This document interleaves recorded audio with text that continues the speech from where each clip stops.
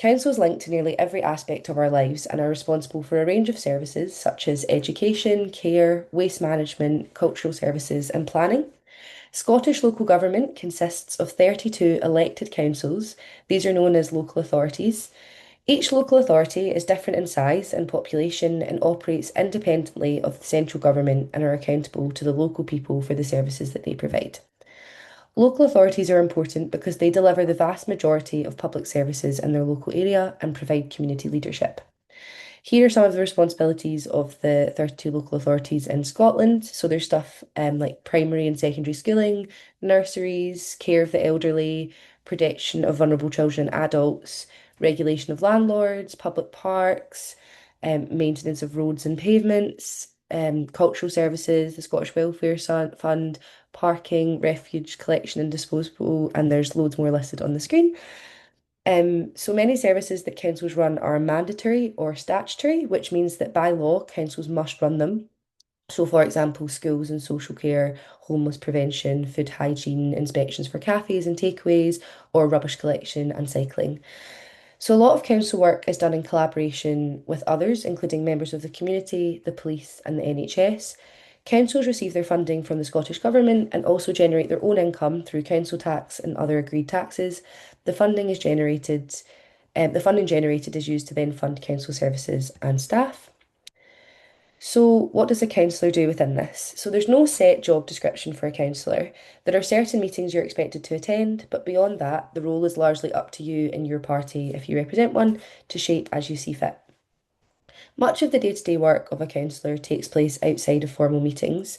Councillors serve and represent the community, so for example, by responding to issues from local people and keeping the community informed about local issues and events. Some key roles that councillors in Scotland will take responsibility for include helping residents with queries and issues called casework. This could be talking to constituents by the phone, email and letter, social media, home visits, drop-in sessions, street or community meetings, and local events. Keeping in touch with the community to understand local needs and new ideas. Preparing for formal council meetings by reading reports and considering what to do about plans and issues. Attending council meetings to represent local people's views and needs, debating key issues and voting, and making decisions and monitoring the work once it begins. So they work collaboratively with local organisations, police, health partners, and businesses, as well as help make plans and take decisions to shape the future of the local area. As a councillor, no 2 days are the same. Being a councillor is all about giving back to your community, bringing your energy and hardworking attitude, and getting stuck in and making a real difference to local people and to wider society. Research shows that over half spend at least 26 hours per week on formal council duties, with many spending more than 16 hours on informal tasks such as responding to constituents or preparing for meetings. It's the most flexible of any paid elected role, and the absolute minimum requirement tends to be attending 2 full council meetings a year. The role of a councillor varies depending on what kind of council you're a member of, whether you're in the administration, so running the council, or an opposition group, and whether you hold a portfolio or are a ward councillor. Councillors have the benefit of having ward colleagues, making it possible to share responsibilities and avoid duplicating each other's work. Councillors may also have one or two partners from the same party as them, but there's usually a mix of parties and independents represented, so being able to work cross-party is a really essential skill for councillors. We have a fantastic guide which we will be sharing with you afterwards, which has all the info and more. But the best way to learn more is to speak to women who are already doing it. So we're going to move on to chat now to our two amazing guest speakers. So welcome to our first guest speaker, which is Councillor Heather Woodbridge. So Councillor Heather Woodbridge was elected in 2020 to represent the North Isles ward as an independent on Orkney Islands Council. At 26, she became the youngest councillor in the history of Orkney Islands Council at that time. In 2024, she was appointed as the first female leader of Orkney Islands Council, also becoming Scotland's youngest council leader. She's won a Scotland Councillor Award for Resilience Champion in recognition of her impact and advocacy for Orkney. She's trained as North Ronaldsay resident gravedigger and after studying ecology in Stirling is the professional, I'm really going to struggle to say this, ornithologist at the island's bird observatory. So I probably butchered some of the pronunciation of those things, but I'm sure you can fill us in, Heather. So I guess the first question, just to sort of kick us off, would be kind of what were you doing before you were elected as a councillor? Sure, yeah. So what was I doing before? This is all a bit accidental for me. I never planned to go into politics. I just kind of feel I really did fall into this by accident. So what I was doing before, I was working for the Scottish Wildlife Trust at the time, doing a joint research project with Heriot-Watt University. In Orkney, we're very lucky to have quite a lot of universities having a campus in mainland Orkney. So I was based in the Stromness Heriot-Watt campus doing this sort of community engagement project, and I was interviewing people about how they felt about the ocean, and it was a lovely job. But my background is ecology. I've done an awful lot of field work. My mother is runs the bird observatory in North Ronaldsay, so yeah, ornithology is something that I've just grown up with, and that sort of long term scientific collection of data is just default. I'm really interested in science and the natural world. I also studied music before I became a scientist, so I've kind of got a bit of an unusual career history there. And as you said, Ellie, I recently did some grave digging training, sadly, because there was no one to dig graves in the island of North Ronaldsay, and we're in a unfortunate situation where people were having to wait a very long time to bury family members. So I saw the need and I took up the training, and it was really worthwhile. Had a great time. Unfortunately, I've not had to put any of those skills to the test, and long may that continue. Wow, amazing. That is, yeah, it sounds like you've done a lot of different roles and you've brought so much different expertise to the role of being a counsellor. So I guess kind of on that, I guess what's one thing that you wish you'd known when you were at the start of your journey, especially I guess maybe not coming from the like typical political background? I think maybe it would have been good to know how worthwhile it was going to be for me personally. I know that's a bit of a fluffy answer, but I think it would have given me the confidence to know, you know what, I'm going to love this. This is absolutely so utterly worthwhile. And so one of the reasons that I stood for elected office was because my father was a councillor before me, and he passed away quite suddenly. We didn't have an awful lot of time with him between finding out that that was going to happen and then that happening. So we had a conversation, and he said, "You know what, Heather? I think you'd really enjoy this. I think this would be, something you'd really get a lot out of, and you'd find interesting, and it, aligns with things you're already interested in." And he sort of said, "But no pressure. Don't feel you have to do that." So when he passed, there was a vacancy created. So I stood in the by-election created there in 2020, and it was the best thing I ever did. I have to say, it really, really was one of the best things. And so, in a way, I knew I wanted to do that. I just didn't know how much I was going to enjoy it, and I think that would have been a comfort at that time. Yeah, that's a really lovely story. And yeah, definitely like a very interesting path into getting into it. And I think it just shows that everyone's journey is so unique and the influences that they might have or the thing that it is that kind of pushes people forward.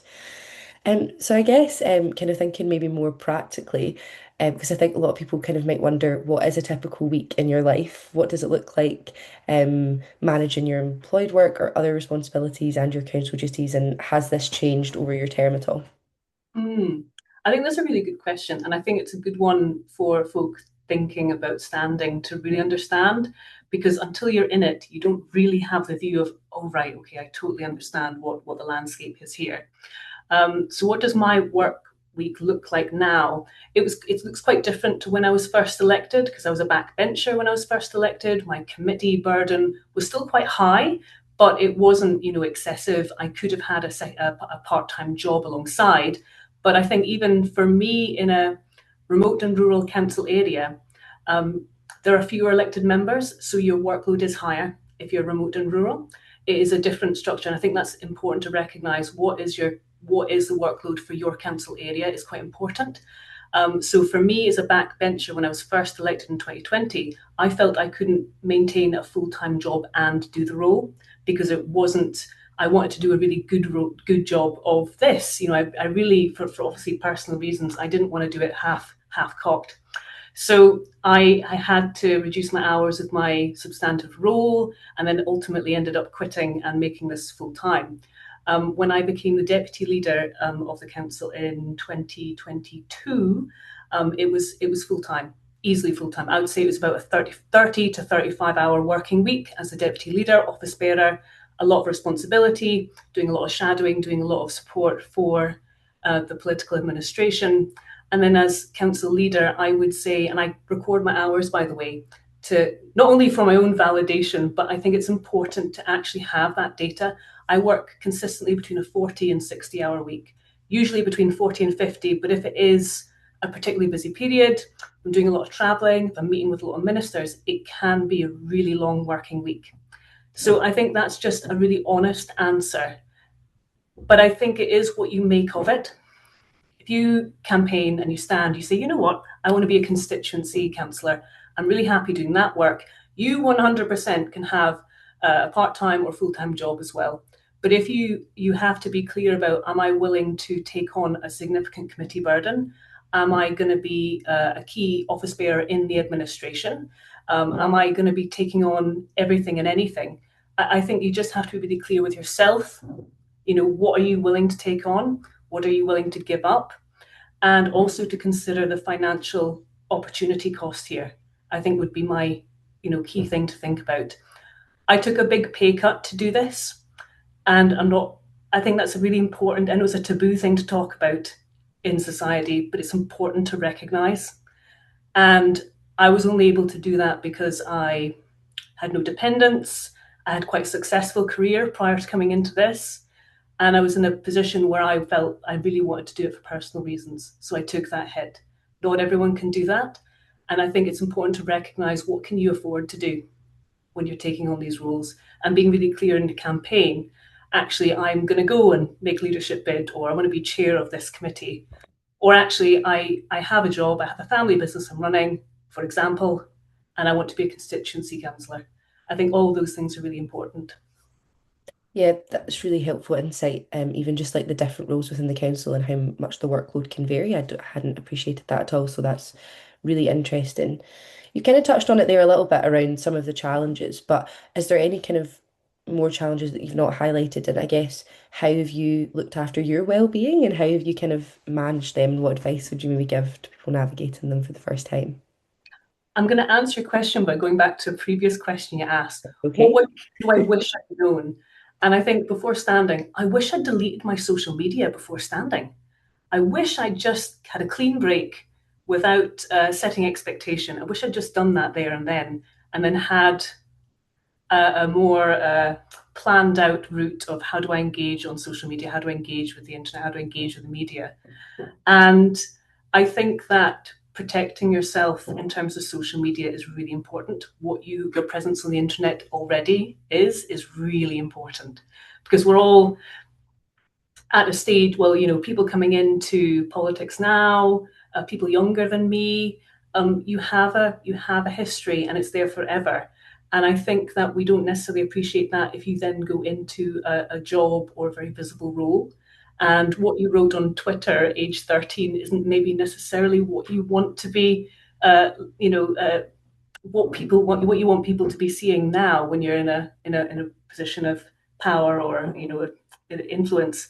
So I think that's an interesting one. But in terms of how do I protect myself, what's my own well-being, what are the other challenges, I think that it's really important to know who your allies are, who can you go to for help safely, who can you really lean on and seek support from. I think you've got to identify that quite early on. Is it your family? Do you have a trusted colleague? But also just being very careful and protecting yourself in those conversations because not everybody is your friend. But in terms of other challenges, I have to say, and I know it's important to say this in an elect her event, I think that Orkney is a very egalitarian society. I have not had the same barriers that I know that some of my female colleagues have had in the rest of Scotland. If you work hard, you're respected for that. But I feel that I've not experienced the level of sexism or challenge that you sometimes might assume you would get in this kind of role. I feel I've been so well supported by male and female colleagues, and that there's never been a barrier for being female in terms of that progression to the role I'm doing now. And I think that's also important to say, actually, it's possible and it's really enjoyable. And, this is the best thing I've ever done. This is great. Yeah, yeah. And I think going back to your point on social media, I think it's like a point that's definitely going to come up more and more, like especially if we're wanting to get younger people in to politics who've maybe been on social media like a lot longer, Mm-hmm. just of like the new platforms and the kind of ever-changing nature of it. And I think that's a really great point to highlight because it's one that we know from research obviously comes up time and time again. You can get a lot more kind of targeted hate and abuse on social media, not as a thing to put people off, I suppose, but just as you say, it's the realities of kind of the role. And then the final question, kind of ending maybe on a more positive note, is what's been your biggest win as a councillor so far? What are you most proud of?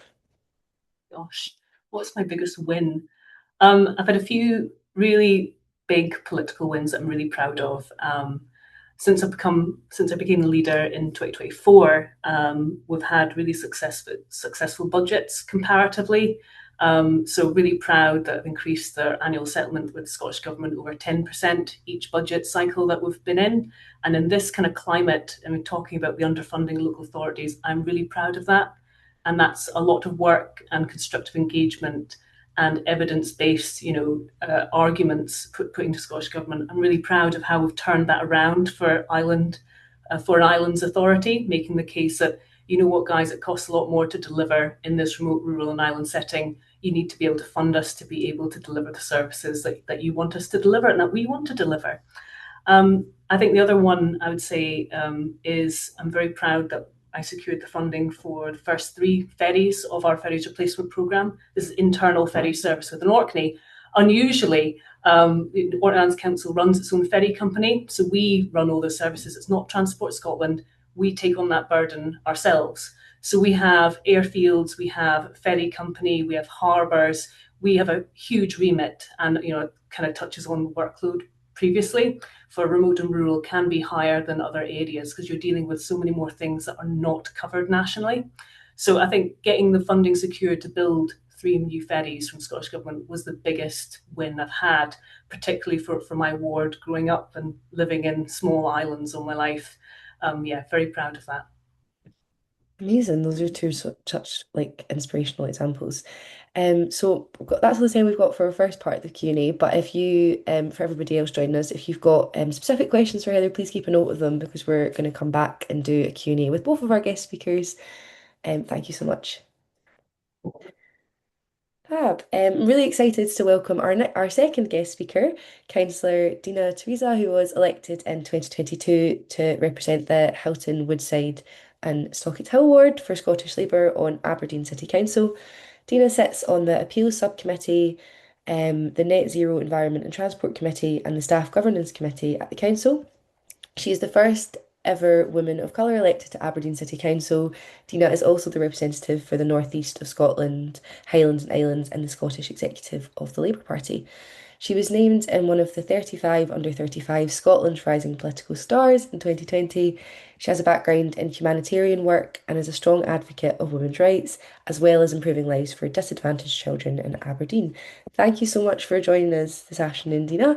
Just going to get started with a question around, can you tell us a little bit about your journey from deciding to sort of become politically active to becoming an elected representative? So I have a very different story, I would say. I was born and bred in Sri Lanka. For 23 years of my life, I lived in a conflict country, war conflict. So it was a civil war. And growing up in that environment taught me that you shouldn't take democracy and peace for granted, and representation matters. So long before politics, I was involved in philanthropic work and community work growing up with my father. We used to go to war zones and do volunteering work to help the displaced. And in my previous life, I was also a beauty queen. I took part in Miss Sri Lanka for Miss World pageant, which often is an underestimated platform. But for me, I looked at it as a women's leadership platform and advocacy for social causes. And through pageantry, I worked on women's issues and charitable projects and community initiatives, which really got me interested in activism. So after this, I got a lot of movie offers, and my parents sat me down and told me I have to go to Scotland for university. So I ended up here in Scotland, and I did a undergrad degree in biomedical science, master's in global health, and then went on to start a PhD in public health.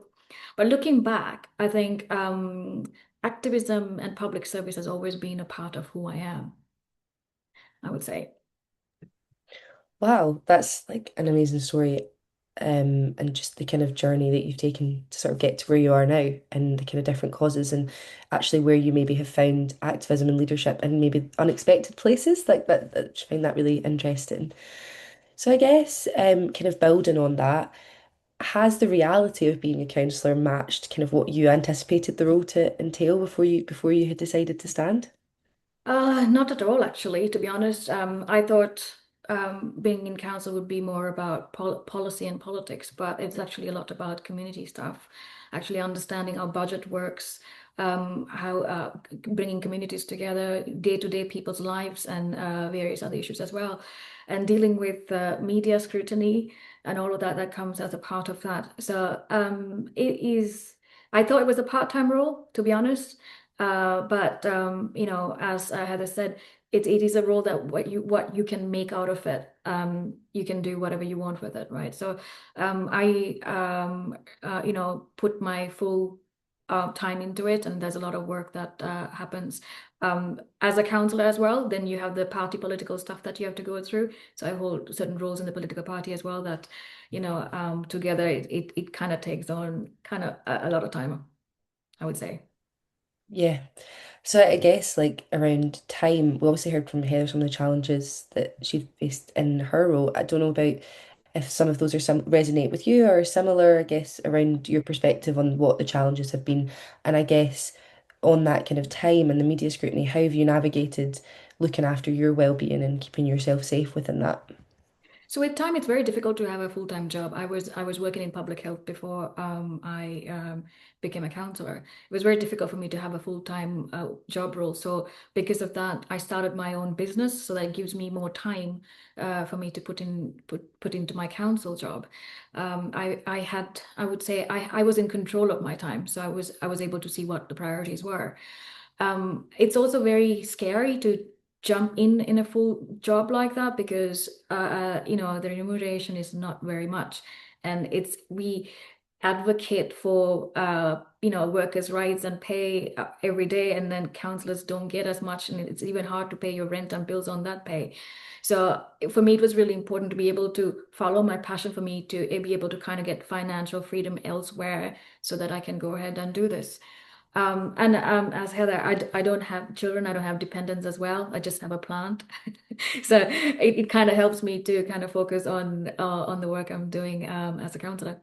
So media scrutiny is very high, particularly for someone like me who's a migrant, who's a woman of color, female, young as well. And given the background of me being in beauty pageants as well, people often try to break your credibility. They don't look at your experience, your education, and the work that you do. They just try to attack you. I get relentless attack every day on social media. I do have a big social media following, and that doesn't help either because you get a lot of people, especially right now, given the climate of politics right now. But it takes time, I would say, to build that thick skin towards it, and to, have the support mechanisms around you. I was lucky. For the last 10 years, I would say I had a mentor with me who's taught me a lot of things on media strategy, how to use media, on to get your message across right, and to have a good digital presence as well, because most of the time, uh, things can be misunderstood by the public. So, but you have your own digital presence or a website where you can update information where people can get that directly from you as well. Um, in terms of social media abuse, there's this beautiful button called block. I am not afraid to use it. I use that quite often. And for my well-being, what I do is I have a whole life outside of politics. I have to say that is the most important thing you can have. Most of my colleagues, they always hang out with other colleagues and talk politics day and night. I make sure I have some friends. We don't talk politics at all. We just like switch off, just do fun things as girls, That's a very important thing, I would say. Yeah, I think it's so important to have that protected time because I think as we've heard, the role can differ so much, and if it can become so all-consuming that you kind of feel as though you don't have an outlet, like it's so important that you're making sure you're kind of keeping that. I guess from your perspective, if you could go back to kind of the start of your journey and like the version of you that was kind of still studying and getting involved in other areas of your life, what did you kind of wish you would have known then, or what could you tell your younger self then, um, at the start of your journey, looking back now? I would say don't take things personally. You get attacked all the time. You need to be able to. I now look at politics in a way that, like watching a movie, I get to watch it but not be inside it. If you're gonna be inside it, it's gonna personally affect you very well because public looks at you as if they can treat you any way they want. So that is very important. You got to remember that the people who really support you, your family and friends, love you, and that's it's not a job where you always get appreciated. You get more criticized rather. Don't take that personally as well. Like your self-worth comes from your own, knowing of like what you have done and why you are doing, this role. So always go back to the same reason why you first joined politics. I think that's a first place to start, I would say. Yeah, no, I think that's really great advice.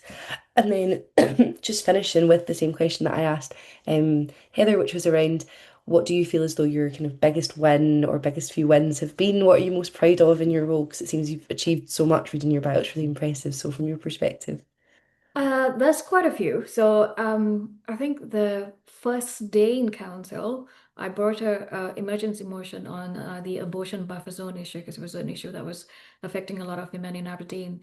And the then First Minister was pushing. Obviously, there was a national legislation underway, but they were trying to put the obligation onto councils to pass bylaws. But the problem with that bylaw was the fact that the same legal debate was holding us with a freedom of speech and access to healthcare issue, which would have implicated, if we were taken to court, it would have been responsible for our council to pay that, judiciary fees. But I wrote to the First Minister, and I was put into the ministerial working group on the buffer zone issue. I was at Parliament, worked with the First Minister and the other members, and was able to influence the point that this is not a council issue; it's rather a national issue, and was able to push that legislation through. Being in opposition to be able to do that at that level was like a big win for me, and that was like in my first year of being in council as well. After that, there are other things with local issues, rock, concrete issue that we've had. We've used old legislations, British legislations, and standing orders to keep bringing the administration into council, even though they blocked us. And so that we pushed so hard that the Scottish government now is looking at helping these people out with housing. Those are really great wins, but I think day-to-day stuff as well, like even if it's a housing issue for a constituent, whether it's any kind of violence or any kind of issue that happens in our area, if you are able to change a person's life, I think that is a great achievement to have as well. Yeah, amazing. I think it's like you can get so focused on the kind of big policy wins, which are so important, but that kind of reflection there on like the day-to-day impact that you can have on someone's life, like I think that's can't be overstated. That's so important. Well, thank you so much for sharing your experience. I'm now going to invite back in Councillor Heather Woodbridge as well, and we can do a bit of an open Q&A. We've got quite a small group today, so if you feel free to stick up your hand if you want to ask a question, but you're also more than welcome to put your questions in the chat, and we can facilitate that dialogue. Um, does anyone want to kick us off?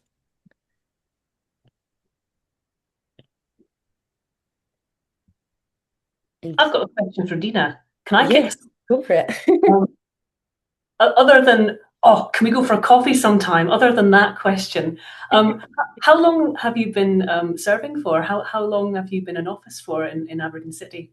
Since 2022, and yes, we can go for coffee. I'd like Great. to see some of your grave digging skills. think we're all getting sick. We all want to be at this coffee, I think now. This, you both are just, it's just so amazing, like the similarities and differences and the kind of both of your experiences, which I find it really fascinating.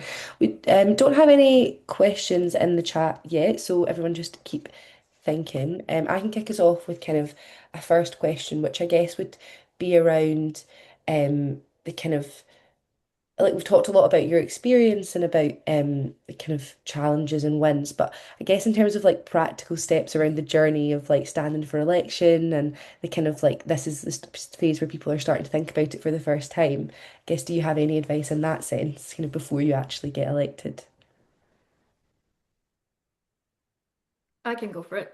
So obviously, if you're planning to stand from a political party, number one is obviously gathering support because you need to go through the nomination process to be able to get enough votes within the party to win that nomination process. But before that, I would say again, come back to the same thing that Heather said, your social media is a big thing. Most political parties go do the vetting process. So go back, Facebook has Facebook memories that keeps coming up, keep deleting the things that you might think would be, implicated in your journey. Go to any forums that you've written anything. I would say if you're planning, just completely start new Facebook pages and different profiles. Earlier on for me, because my public life kind of started at the age of 23 when pageantry time started. So at that time, I learned very early on to have my public life separate and private life separate. So I don't really post anything private stuff. So that's really important. Ultimately, it is a public facing role. And I think that is a good way to start. The other thing is the fact that you need to be able to have a good campaign team. Once you get nominated, you need to be able to have a good team around you that is willing to come out and do all the work. Because there's a lot of door knocking that you need to do, a lot of speaking to people that you need to do, and make sure you keep that energy on. And yeah, and then self-belief. Self-belief will take you through. Do you have anything to add to that? Completely support everything Deena said, and yeah, how you're perceived is really important, and thinking about that, and thinking about not only your social media, but yeah, how you engage in the community as well. I think one of the key things in an election campaign is to understand your community. Are you going to the county show? Are you going to the farmers events? What is your demographic? How can you really engage? Where do you need to be visible? And to consider all those elements as part of a campaign, I think are really important. For me, I represent a number of really small islands. So for me, it was physically getting out and being seen to, you know what, I care about you too, because your community is just as important as the centre of the archipelago. So I think thinking about how do you engage, and I've got a very different experience, of course, to Deena as an independent councillor. So I didn't have that sort of step of navigating through a political party structure. It was very much ensuring that I had an agent that was named, and I was able to file in the paperwork. And just a very different kind of setting and an entry into politics. It's really important to just understand the deadlines. What do you need to do? Also understand what the opportunities are with your local press as well. So perhaps your local newspaper is doing a press release or covering the election every week or every few days, depending on how frequent it is. Make sure that you know what your deadlines are if you're wanting to submit something to the local press. Think about those opportunities to speak on the radio, and just, do a bit of planning before your election. Just really take the time, and whether that's with your campaign team or if you're doing it yourself, actually really make sure you take the time to plan your social media posts, what other engagement you've got with the press, understand your community and what are the hot topics that people really care about, and make sure that you have a position on all of those things and you also understand all of those things. Thanks. Amazing. So much great advice from both of you. It's just this conversation is so fascinating. I feel like we could talk for hours and hours. We do have some questions in the chat. Geeta, I know that you had your hand up, so would you like to unmute and you can ask your question verbally? I can read it out if not though. Sorry, I wasn't quite sure whether I needed to read, speak or to type it in. So Either no, way was fine, but go for you know, it. it's just to find out whether you can be a part-time counselor, whether this has to be full-time, and also specifically, Deena, because as a woman of color myself, having worked in Scotland for 35 years, I'm just interested to know, as a woman of color, whether you have faced any discrimination because of the position you're in and in the work that you're trying to do, whether there has been an underlying animosity opposing the kind of work that you're trying to do because of your visible identity. Yeah, I think Heather mentioned regarding being able to do part-time as a counselor. You can be a ward counselor just looking at your casework, or you can, pick certain issues that you're very interested in and focus on those as well. It's up to you what you want to make out of the role. I know some counselors who just turn up for the votes. There are that type of counselors as well. Yes, I face discrimination, abuse every day in my role, particularly I've started writing blogs about it. I don't know, it's therapeutic for me to start writing blogs. I've started writing about my own experience within it. I've faced abuse within the political party itself, and also in the chamber, publicly, which is live streamed.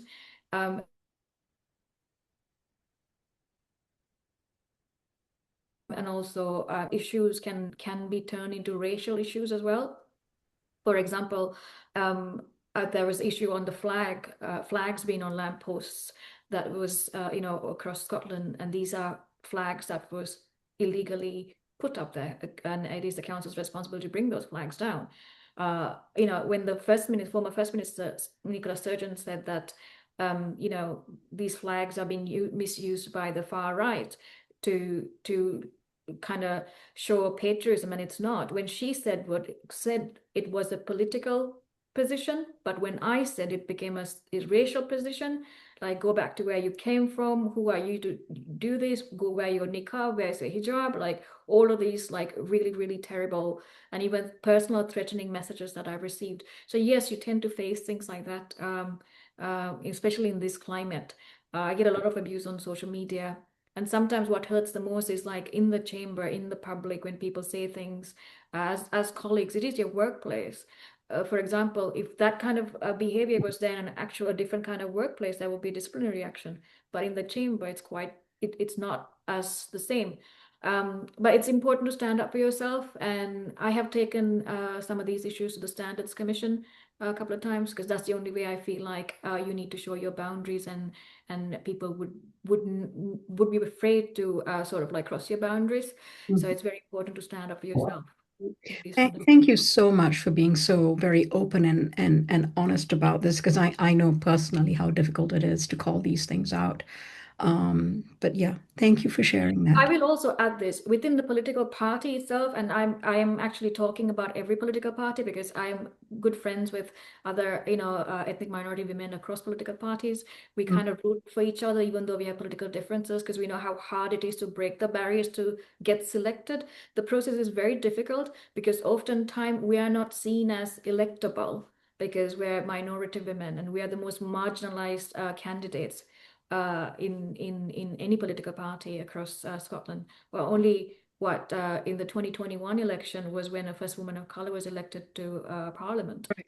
That's So right. there is She's these no longer struggles there. that we face, Yeah, exactly. Yeah. Thank you. Thank you for that. It's good to know. Important. Yeah, thank you both so much, and thanks for your question, Gita. It's really good one. Um, Heather, I guess, I don't know if you've got anything to add around the kind of like part-time role of a counsellor, and obviously like it is advertised sometimes as a part-time role, but as we've kind of heard, it's maybe not always what it seems to be. Absolutely. I think this is a really interesting conversation, and are we really making candidates aware of what the role really is? You can absolutely be a part-time councillor. You can take on as much or as little as you want. And I think you've got your maybe slightly different routes in, depending on your political party. Maybe you're a member of party. You can have that conversation and get that advice perhaps as well. Is there a recognised amount of work that you're wanting to contribute? Is that agreed within the party? Is it not? Is that discussed? I think that's an important conversation to have. But you can absolutely say, you know what, I want to stand for your party and I want to be a ward councillor. You can 100% have that conversation. If you're going through an independent route, you can take as much or as little on as you like, and you just have to be very hot on the general meeting when you're getting appointed to certain boards and you're getting your portfolio together, is how many committees do you really want to sit on. And maybe that's more relevant for remote and rural. We have so many committees, but it is something to consider. But yeah, you can absolutely do it part-time. But I think it's also important to recognise, if you do want to progress in that, maybe you start to have a trade-off of, as you take more on, actually, can you have that part-time job, or do you have to consider moving from full-time to part-time, depending on what your career is. I know lots of sort of GPs and lawyers and things like that who might want to maintain their professional practice, so they work part-time and they have significant roles. So it's also up to the individual, how much, what commitments do you have at home, do you have the time and the energy to do all of it, and that's a question for a candidate to ask themselves. Amazing, thank you. Becky, I can see you've got your hand up. We do just have a couple of questions in the chat first. So just I can really quickly answer Gita's question around, is Elector affiliated to any political party? And answer to that is no. Elector supports parties across all political parties and independent candidates and women who are wanting to be in political office and hoping to improve the representation of women. So the answer to that is no. And then I guess we've covered this quite a lot. So I guess just if we don't run out of time. So if there's anything that you've maybe not said, or you wanted to highlight specifically, that would be great. Carol's asked in the chat, what barriers did you face when you initially became a councillor? So I'm not sure who wants to jump off with that. I'm happy to take a stab at this. Yeah, what barriers was it? I think for me, it was a huge learning curve at the beginning, and it was the time. It does just take a bit of time with any new job to get your feet under the table. And for me, coming in through a by-election, I was, with all my colleagues who already had built up all that knowledge. So I sort of felt I was on the back foot a lot of the time, or I was putting forward a motion or trying to put forward amendments, and just kind of getting to grips with the process. You were playing catch up. So I certainly felt that was a little bit hard work when I first became a councillor. But in terms of barriers, I think I want to just make space for, I really felt so supported, even coming into that situation, by officers who really looked after me. Not that I need looking after, but that they were so supportive, and they really did give you the tools that you needed to be able to do your role to the best of your ability. And it does just take a bit of time to get your feet under the table and find out where the toilets are and how it all works. But I just want to say, actually, it is really accessible, and I think it's important to recognise that too. Thanks. Yeah, so for me, there's the element of group politics within your political party. That's a big layer of politics. I would say, if I'm being honest, I would say that's the hardest bit about politics. Yeah, I had issues within my group, and that was really difficult because selection process was complicated when I went through my selection process. But finding myself feet in the group to be able to find support within the group. And actually, I was able to become the chief whip of my group, which is actually a protection layer for myself, that nobody could actually harm me in a way. And, be able to gather the support, even to get the committees that I wanted. That was very challenging as well. So, and during my election, there was a lot of new councillors as well. So that means like not so many of the councillors had a lot of experience. So being able to find your way through, even dealing with casework, you don't know who you got to speak to in the council. I mean, there's so many officers. A council has 6,000 employees. We didn't know which department to go through. And we do have a member support service just to navigate through the services within the council to figure that out as well. And the other thing is standing orders. Standing orders in the council, that's where real politics happen. So being able to understand how to raise a point of order to all of these things, and sit back and observe the political environment and how you go through with that. Without experience, it's very difficult. And I would say council is more on the feet politics, rather more than, like, I would say, Westminster and Holyrood. You got to make decisions on the spot, amendments come on the spot, be able to have a sound judgment as well. And also the element of trust. It's very difficult to trust people yeah, you have officer and elected members as a trust there, but you have to understand, certain political parties and bodies probably have agendas as well, but you have to be able to stand straight and sometimes fight your case, even to make your amendment competent. So these are things was very challenging as a new councillor. But for me, luckily, I had a mentor, so a former councillor, so I was able to have that guidance and go through that. Otherwise, I would have you would just been dropped in the deep end without knowing anything. Thank you so much. It's really interesting. We've got time for one more question from Becky. We're rapidly running out of time, so if we'd ask you to keep your answers as succinct as possible, that would be fab. Don't want to run over, want to let everyone away at two. Go for it, Becky. Thanks so much. We spoke a lot about time, and I think both of you said about dependents and not having them or not when you were first elected. As someone who does have children, do you have colleagues who manage to juggle just the needs that you have at home? I think the question really is how much of your time is dictated by being away from home, and how much flexibility do you have? As I can imagine some things you can pick up at home and replying to emails and things like that, but how do you have any colleagues that manage to do the juggle and do it well, or is it as terrifying as it sounds? Because really, it would be great to be able to juggle both, but slightly terrified of throwing myself into something that I might regret if it has an impact on my kids. If that makes sense. I can go for it. I have a colleague who's got 5 kids. He's a man though, right? He's got 5 kids, a big dog, size of a human, and he's got a full-time job outside of council, and he did a master's degree while being a councillor.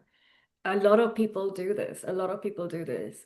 I think the whole idea is don't get sucked into it. You can prioritize your needs and be able to choose the issues that you want to represent. And every day comes as it is. You can just decide to do what you want and the best as you can. That's it. And how much of time is dictated, like set meetings and things that you have to be at? I presume it's different, obviously, for every council, but I think we're not the same, as in I'm Shire in your city, but I imagine it might be fairly similar. Like, do you have set schedules in a week that, every Tuesday I go to this, or every... So every week we have a political group meeting that we decide strategy for the week. So that everyone has to come to that, either face to face or online. Mostly we go face to face. That's on a Monday.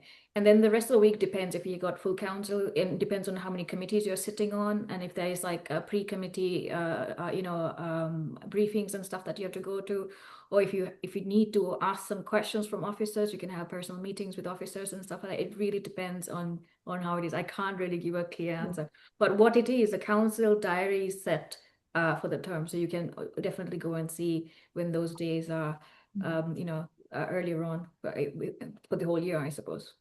Yeah, no, that's really reassuring. I think it's just having the flexibility to work around, your set requirements maybe at home, and then you've got the rest of the time to fit everything else in. And I think knowing that you can do it that way is really encouraging, rather than it being dictated the other way. So thank you. Heather, do you have any final things to add? Yeah, and I think work time is really important to talk about it openly and be real, be honest about it. But you can do as much or as little as you want, and don't let that scare you in terms of what we've decided to take on. I certainly didn't go into this thinking, oh, I'll become the leader in a few years and whatever. Oh no, that was never part of the plan. But you can say, oh, maybe your committee cycle in your area, maybe it's on a Tuesday morning and you're always going to have your big policy meetings there, or maybe you sit on 2 or 3 committees, that there will be a cycle and you will have your regular days where they are, so you can plan around it. It's really good. I think for us, similar to what Deena said, we have our political meetings on a Monday. So yeah, Monday, Tuesday, Wednesday are sort of my big committee days or meeting with other elected members. So you can kind of tailor it to what you need and make arrangements for that. I'm due a baby in September. So I'm hoping to find out a bit more about how that will be possible, and very keen that I think I'll be the first leader in Scotland to have a baby while in office. Wow. I'm really keen that this is a supportive environment. The council can, Orkney Islands Council can demonstrate that this is possible and you can support people to have children while in office. I think that's really very important. So yeah, I feel very passionately about what you're saying, Becky, and very almost aggressive in, yes, it is possible and you deserve the support to be able to do it. And if you're not getting that, your council's not doing right by you.